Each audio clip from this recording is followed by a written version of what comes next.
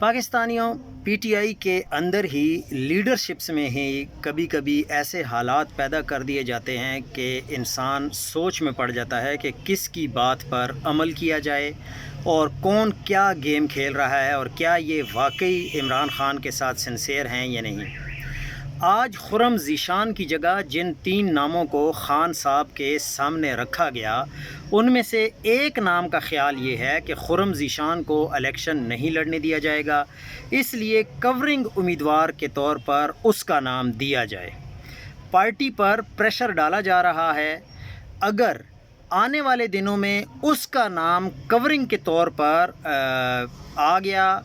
اور خرم ذیشان کے نام کو پیچھے کر دیا گیا تو سمجھ لینا کہ خرم کو روکنے کی ساری گیم جہاں سے باقیوں کو